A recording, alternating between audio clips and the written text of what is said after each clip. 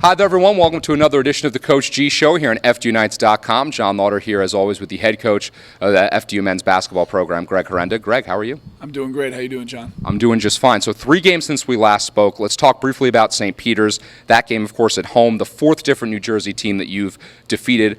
Just give me some thoughts on that game against the Peacocks. Really, if you look at our season prior to the NEC schedule, St. Peter's most replicates an NEC team. So that was a game where we wanted to find out where we were, and we played really, really well. We shot the ball exceptionally well. We rebounded the basketball, and we guarded, and then we extended our lead in the second half. So that was a really, I forget now who did what, but I know collectively we did what we wanted to do. And to beat a MAC team, and they're 2-0 right now as we tape. They beat Ryder and Siena. So for us to beat a MAC team in this building, we had a really nice crowd. It was a Saturday afternoon after Thanksgiving.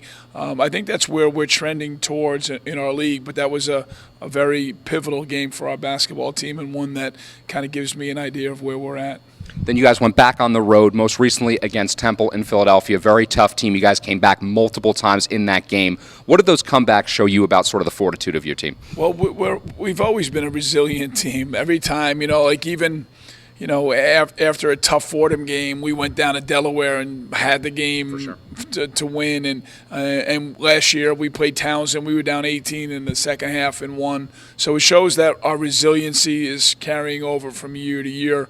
But it just shows that we can play against really, really good players and really good coaches. And, we went into that half and had a great run at the end of the first half with a chance to beat them. But then they went inside early in the second half. And then late in the game, we pressed them, and they literally had to call 2 timeouts to get the ball in bounds so we can press people.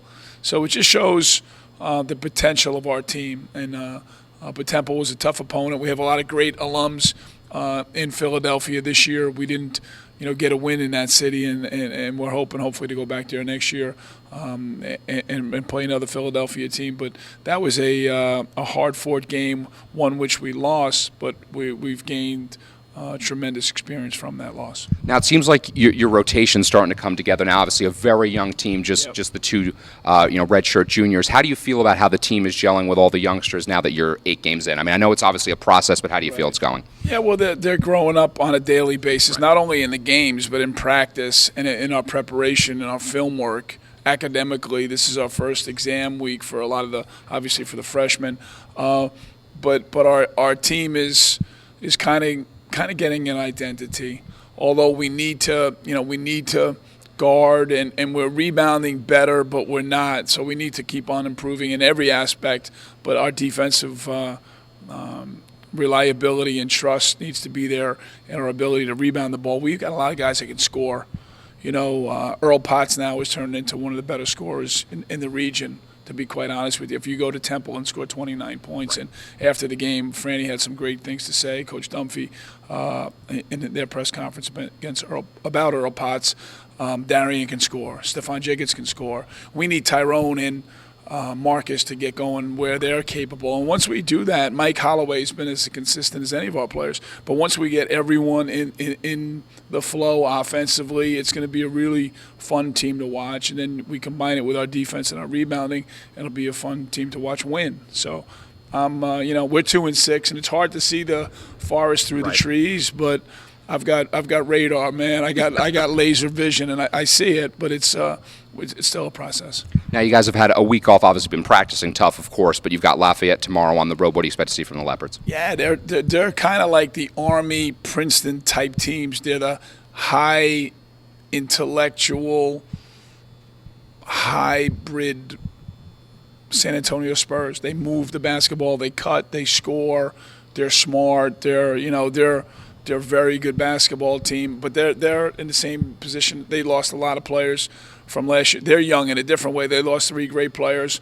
We're young just because we're young, and until then, we have to learn how to win. So both teams really, really want the basketball game. We haven't won a road game, so it's time for us to do that and to get somebody on the road. And I think if we guard and rebound, we'll be able to score and win the basketball game. But it's going to be every game now, man. In college basketball, you watch it's hard, and you watch in the NFL for the NFC East. Those payrolls, it's a disaster.